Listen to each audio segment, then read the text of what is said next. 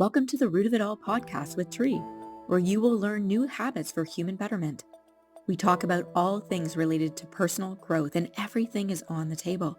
Each episode will explore different topics like self-care, mindfulness, goal setting, and more, with a focus on practical tips and actionable advice you can start implementing in your life today. Our goal is to help you become the best version of yourself and live a more meaningful life. So grab a drink, cozy up, take your dog for a walk, or go for a drive. Join us for some fun and meaningful conversations with some amazing humans. Let's grow together. Hello, everybody, and here we are again with the Root of It All podcast with Tree, and I am honored to have my mentor, Robbie Spier Miller from Hypnosis Training Canada.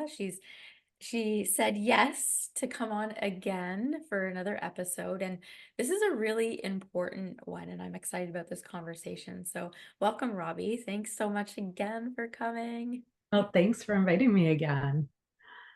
And one of the things we were just talking about, and we were like, oh, we should hit record, right? Is about this whole theme of the culture that that we've been living in, you and I, because we've been together for, I think, well over 12, 13 years. We've lost count, which it doesn't really matter. But we were talking about relationships and the the quality that people receive when it comes to training through Hypnosis Training Canada. And I believe, and you can chime in and add to this, about it all stems from very much this love for learning, this love for growth, and then also the respect for it as well. The respect for people, space, time, wherever it is that they're at in that moment. So yeah, chime in. Like, this is what we were talking about that we wanted to record. Okay, yeah. Well, what we were talking about, Tree, is that when I'm giving you feedback, and we have a very open feedback culture, and Tree is also a very advanced student and trainer in hypnosis, that she's somebody who's a great role model for the other students because she takes feedback in a beautiful way and very confidently. And so the other students, it makes them more open to doing it because they see Tree doing it. And Tree, you've been a role model for the students for years doing this. A big part of the fact that we have this wonderful culture is because you've modeled that. And so it's allowed other people to see the benefits of that, because normally people think, oh no, nobody could know about this and it's a big secret. But to be able to be open and confident enough in yourself to take feedback is really powerful. And a lot of people stick their head in the sand trying to avoid it, and they think it's a big secret. And the truth is that there's not much out there that is a secret, right? There's a rare things that has to be a secret or whatever, it exists. But most things people know, whether you are willing to be open about it or not. They can read it by watching you. And so what we do is we help people to be safe in that and grow through it so that they don't have to stay there. And the metaphor I love for this is, years ago, I was at an event, and at the end of the day, somebody said to me, hey, Robbie, you've had spinach stuck in your teeth all day. And I said to him, are you kidding me? Why didn't you tell me sooner? You let me walk around all day with spinach in my teeth, right? And of course, everybody could see. Right. And so I think a lot of times when we're stuck, it's kind of like having spinach in our teeth. People can see it. And we're here to help people know how to get the spinach off their teeth, even know that they have spinach on their teeth, because sometimes they know and they don't know how to get it off. Right. Sometimes they don't have no idea that they have spinach on their teeth, just like me. I had no idea. And so being really loose about that is really important. And some people, if they see somebody with spinach on their teeth, they don't want to tell them because they don't want to make them feel bad. Right. But, friends tell friends that they have spinach on their teeth. Yeah. And it's so important that it's interesting, because what we were also talking about is, you're saying, like, with confidence, right? And then I was saying, like, oh, so that's how people see me. And then you asked me, how is it that I see it? And the interest and so this is a really cool and interesting conversation around this, that how we all have different perceptions because on my side, I'm just super excited that I'm growing. I'm super excited that someone told me I had spinach in my teeth and that I wasn't going to spend the rest of the day with spinach in my teeth. And that's what, like, so it's like what you were saying, it was confidence. Well, maybe like that's, I guess, how people can see that. But within myself, I'm super excited about, oh my gosh, that's so awesome that I get to do it this way now, and this way feels so much better. And that's where I feel growth in, I think, every single human being. So so teach us how, because you would be a great person to ask this question. So for me, that's how I perceive it. I'm excited about it. What sort of other ways do you see that people take it? And then part two of this question, what's a better way to take it? Because being excited about it, that's just one way, right? But I'm Mhm. sure there's other ways. Yeah. Well, I'm going to tell you the kid in the lunchroom story, which was created by Scott McFall, who's the founder of Master Hypnotist Society, which is our organization. And so he tells the story about the kid in school, and he goes to the lunchroom and he gets his tray of food. So he gets his sandwich and his milk and his applesauce, and he's walking to the table to eat. And on the way to the table, he slips on a banana peel and everything flies into the air. And all the kids are laughing and pointing because there's food everywhere, and he's there on his butt. And so the kid runs out of the lunchroom and he's totally humiliated. And then in the next lunch shift, another kid comes and he gets his tray with his sandwich and his applesauce and his milk. And he also is walking to the table and he also slips on a banana peel and everything flies into the air. And the kids are laughing and pointing. And he says, "Thank you very much. Thank you very much. The next show will be at 3 o'clock." So I think that if you're really safe in yourself and accepting of yourself and have a sense of humor about life, it's a lot easier to take things by the same way the second kid in the lunchroom takes things. I think it's a really good model for all of us. I've had to learn how to do this in some pretty big ways. I definitely didn't grow up being good at taking feedback, right? There Mhm. were categories that I was good at. Like if somebody was correcting a paper I was writing, I was totally good with that. But in terms of social things or interaction with people, I found that very awkward and uncomfortable. And I would judge myself a lot for it. I was really insecure about it. So I had to learn how to be better at that through the work we do. And that was probably one of the more challenging things for me to learn. Mm. But the cool thing is that now that we have this culture and people see examples of you, Tree, and other people doing this, it makes the newer people much more open to it. And so it's so much easier to get that spinach off your teeth because who wants to walk around life that way?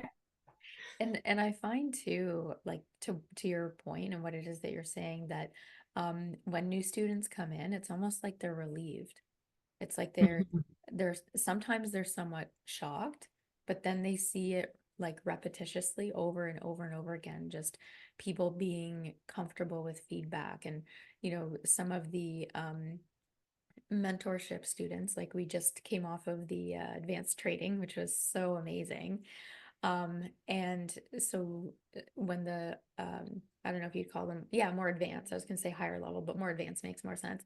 The more Mhm. advanced students giving feedback to even some of the other ones in different ways.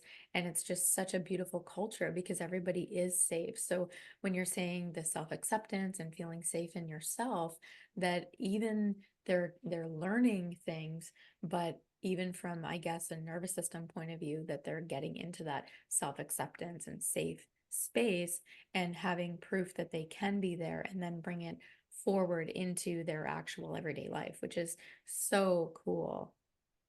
Yeah, it takes a lot of energy to uphold all of these appearances that we want to have, right? Like I grew up in a household that was very white picket fancy. And what I mean by that is that from an outside point of view, it looked very prim and proper and just so.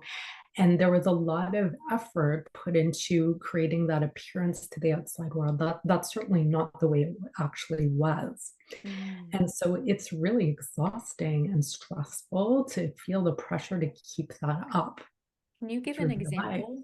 Can you give an example of like what a couple of those things that you were keeping up? Like it was a white picket fence, but what were some other things that you felt like that you had to keep up or hold on to or to portray? Mhm. Well, I would say in my family, a big thing was, we had certain rules about how to live, and in my family, if people didn't live that way, there was a lot of judgment about it, and nobody else would ever know, right? Because my family was lovely to outside people, but there was a very clear line between what we do and what we don't do.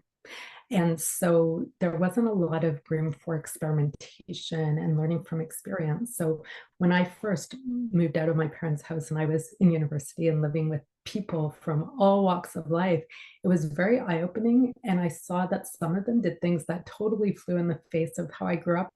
And I realized, hey, maybe that's a better idea.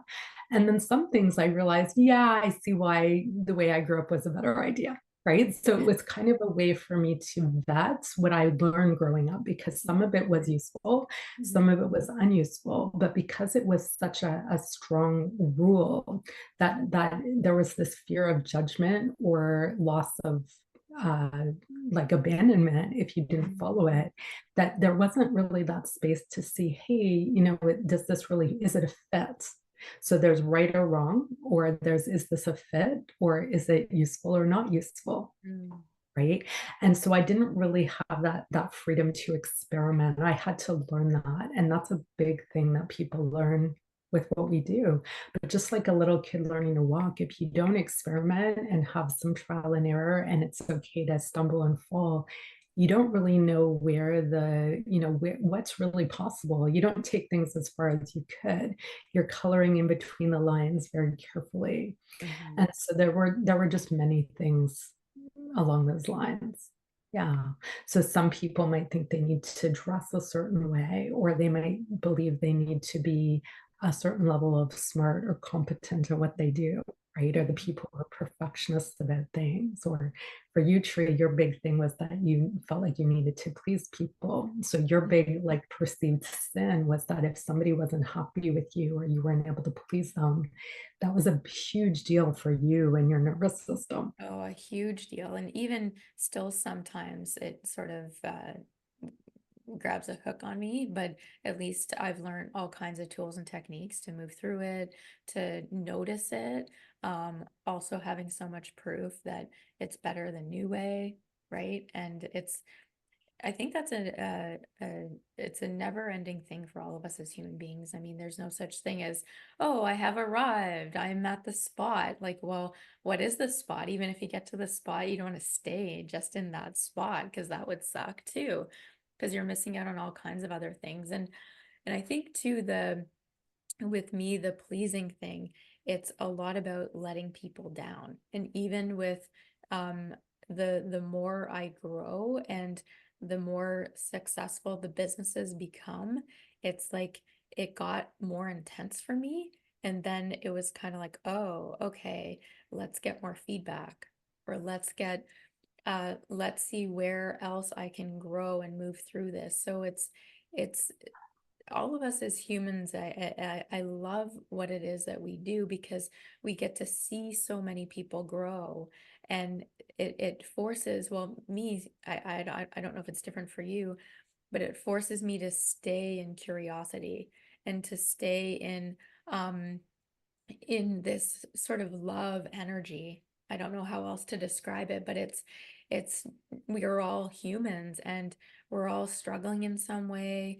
And that's what I love about all the trainings that you offer at Hypnosis Training Canada is that it's not just for somebody if they want to be a hypnotist. It's for absolutely any human being that wants to shift and change. So even at the Burlington Hypnosis Center, which was yours, and Yeah. and that what did you founded it, you opened it, and that's where we met.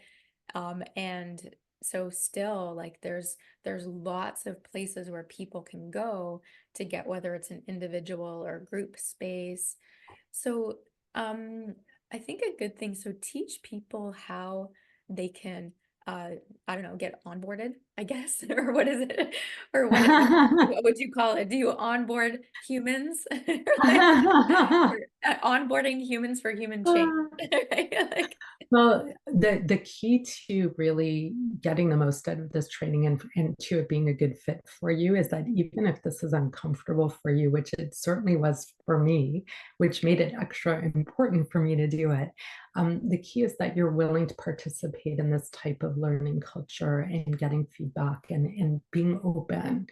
That's really what's going to make this valuable for people. So we screen every single student who comes for training individually, one-on-one, for this reason, because we want to confirm that it is a good fit, that the person can participate in a way that will help them really benefit from being here.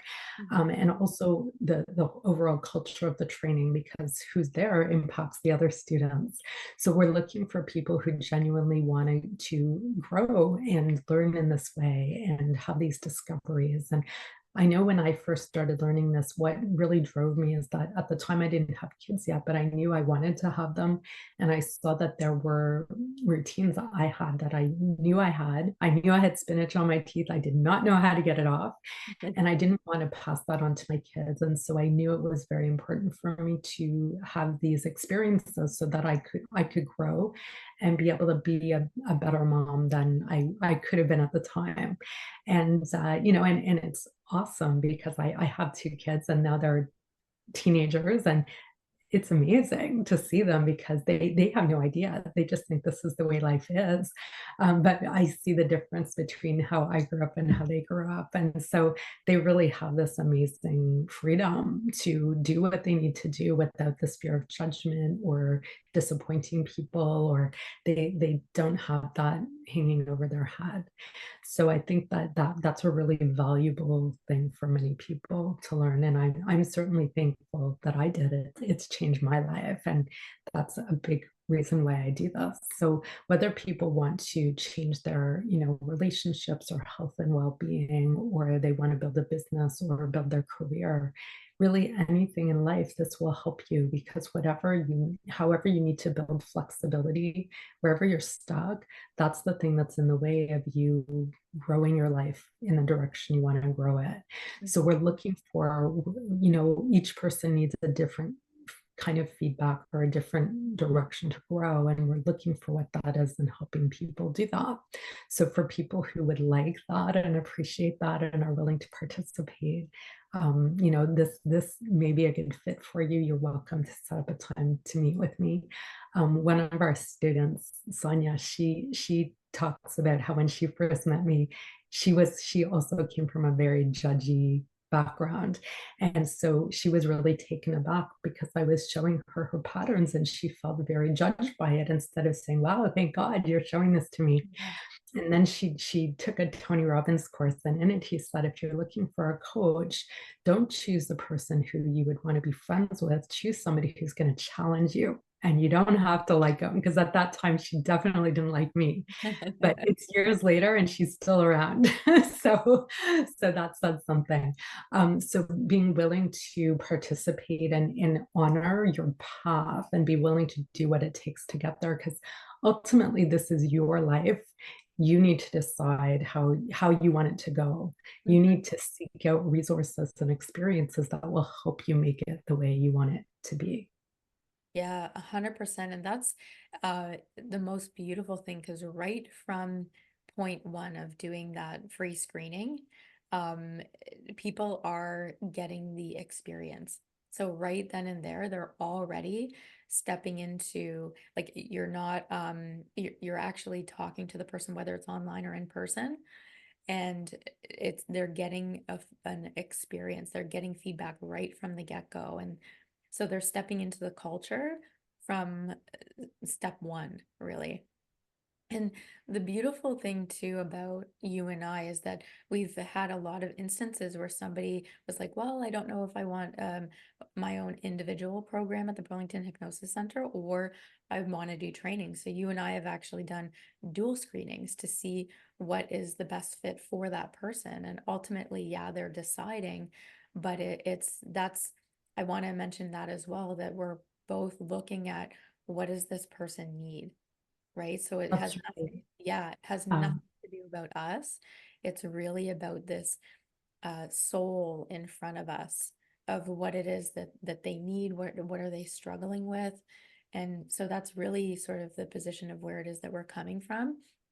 Um, That's when it right. And comes, some people really thrive with a one-on-one customized relationship that way. And other people really benefit from learning from other people. And I know, Tree, both you and I, we learn a ton from watching other people change, yep. because when that's happening, we can learn without feeling like we're under the microscope.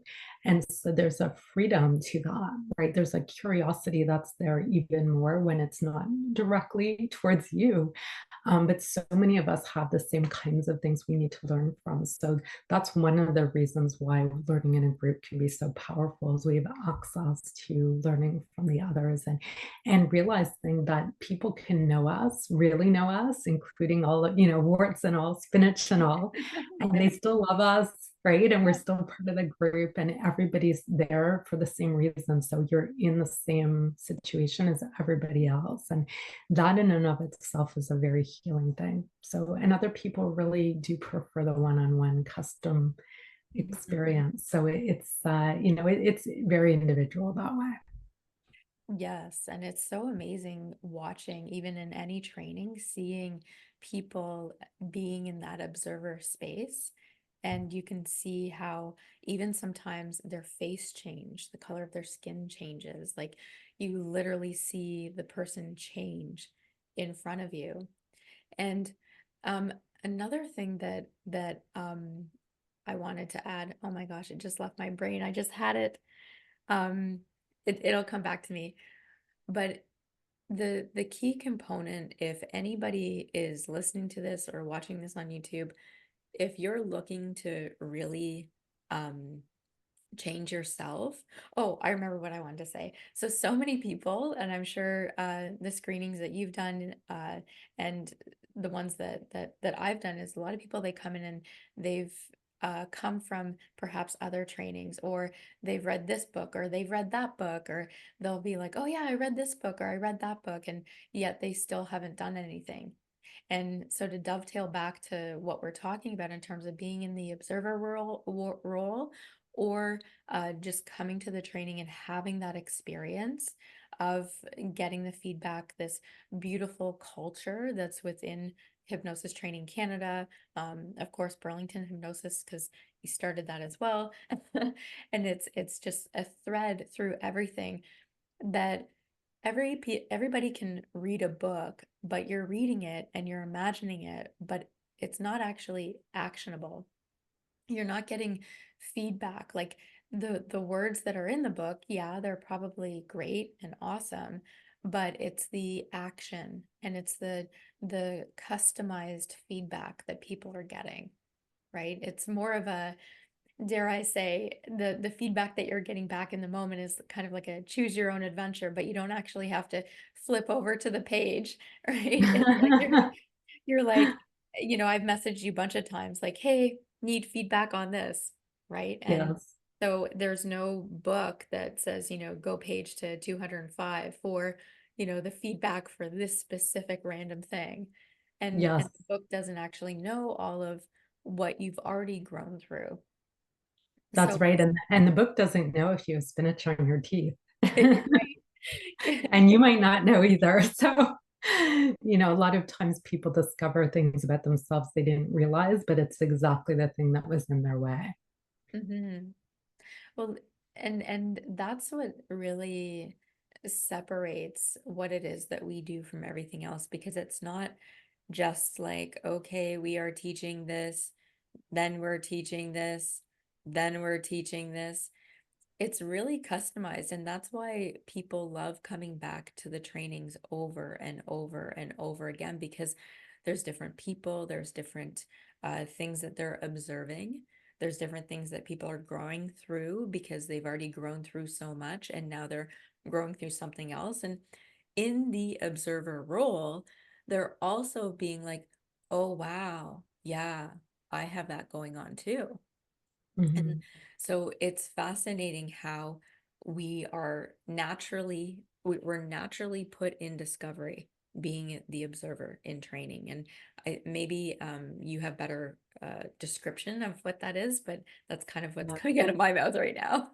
Right. Yes. And so yes, we're doing that. And as part of training, each person is also learning how to grow through it. So it can be very uncomfortable to be told you have spinach on your teeth and you can't get it off. Right. Like nobody wants that. Then they're walking around going, oh my God, I have spinach on my teeth. So in the experience of training, as you're discovering what needs to change, you're also having the experiences with other people in a very hands-on way to actually change it. And so that's what makes it so powerful. And I'm just making a note here because I think the title of this episode should be Get the Spinach Out of Your Teeth. I think that would be, and it's such a powerful but simplistic thing. Also, too, what I want to add with the training is that not only are you an observer, you're actually having the opportunity to practice what it is that you're learning right there in that moment. So it's not like you're at a lecture and then it's like, all right, go out into your life. It's you're actually practicing on other people, you're changing yourself in the training, and that's what's so great about it. So you're actually getting every role. So people are practicing on you, so you're being like somewhat like a client role, and then you're actually doing a tool or technique on people, and then you're also observing, and that's such a great way how us as humans are learning. So what would you say would be the biggest um change that you've experienced? So the on a high level perspective. So you opened the Burlington Hypnosis Center probably what, like 2000, It was 2006. 2006. Yeah. And so from the moment you had like, because I remember when we first met, you just had a smaller office. There was just two rooms. Yeah. Um, and and then now here we are. We have the training center, right? And that's like over 3,500 square feet or 4,000 square feet, like something like that.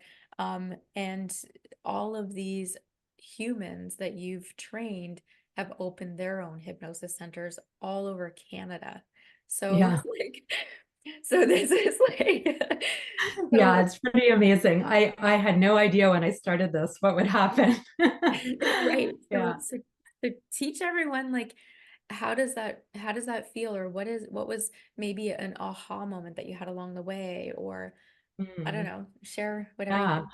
want. Well, I would say that when I saw the power of this, and first I experienced the power of it on myself, and I was learning hypnosis for years before I started to do it professionally. And it was to help myself with confidence and managing stress and people skills. I was struggling with that in my former career in IT. And so I was inspired to do it professionally because I had that evidence about me. And then when I started working with other people and I saw how it helped them, it just became an obvious mission. It felt like, well, of course, this is what I'm going to do. It helps us make the most of our lives. And here, where we live in Canada or North America, um, we have so much available to us, and so many people are just wasting it away in various ways. And so we have the opportunities are just sitting there, and many people are just letting them, the grapes rot on the vine. And so I guess I've always had this sense of mission around making the most of that because I had a number of years in my life where I was letting the grapes rot on the vine. And so I think that that's what really inspired me. And, I built this all while having two babies and raising them, which was not easy. I was super shy when I started. So the people part of things I had to learn and grow into, that was not easy for me. And a number of other things. There were a lot of challenges for me. But I knew that as I faced each challenge, it would make my life better. And then I could help others make their lives better. And for me, that's what it's all about, right? Like if you're here, make it count, right? Mm-hmm. Make it good, make it great. So that's really what drives me. And it's helped me move through a lot of the challenges I've had along the way because I have this clear sense of mission. I know why it's worth it. Yes. And that was actually our first episode of the podcast. Well, for the root of it all was the mission. Yes, that's right. Yeah. Because we're both on a mission. Yeah. And And I think that's an important thing for everybody to keep in mind. Like when I started learning this, my mission was actually about parenting. That was my main mission. And it kept me focused, right? It kept me from veering off the path or finding an excuse. So for everybody listening, if you know what your big picture mission is and what's the thing that really matters, where you know that it's worth it, if you stay focused there, it's going to help you do what it takes to get there, whatever that happens to be. So I yeah. think that that's an important, I think a lot of people don't really uh, see that clearly, so that it's harder for them to keep it on the radar in terms of making choices. Mm-hmm. And sometimes I think people they don't realize that they can change until they actually come in for the free screening and they're like, "Oh, huh. It doesn't Yeah. have to be this way," which is a really cool it's exciting. I find that very exciting. Uh yeah, and you know me, I'm Yeah. easily excited. Because a lot of people give up. They think, oh, this is just the way I am, or this is just the way my life is. And if you don't believe you have a choice, why would you do something about it? So this helps you see you do have choices. And for me, that was a huge shift. I went from going, why can't I do this and why can't I do that, and getting really angry with myself, to seeing that I could ask the question, how can I, and to seek out the resources to grow or to get what I needed. And that changed, that actually rotated my whole life on its axis, just to ask that question of how can I do this? That's awesome. Yeah.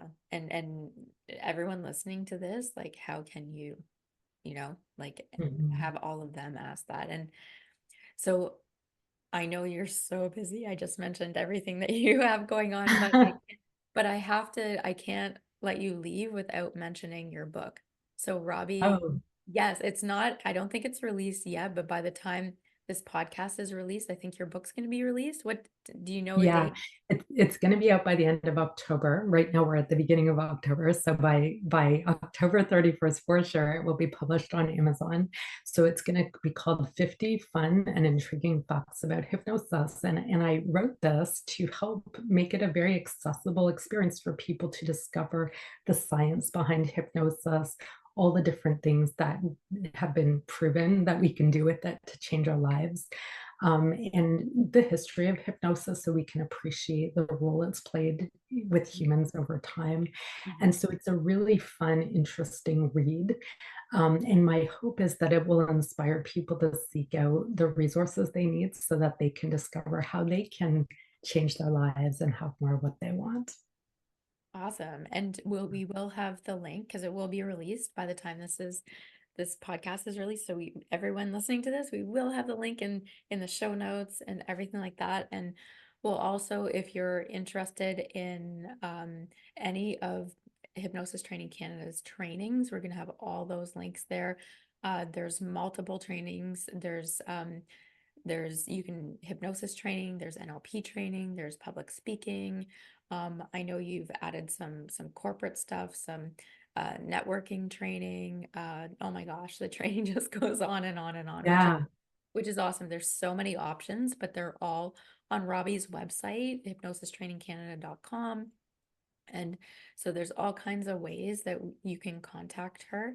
And so is there anything else you want to share with people about just this whole the culture that we're talking about? It's like this respect for all humans, and it's truly a respectful thing. And anyone that has met Robbie or I were both like on the same page of the the people that we get to interact with. It's like we're looking at their soul, like it's this loving, beautiful way. So yeah, what else do you want to Yeah. add?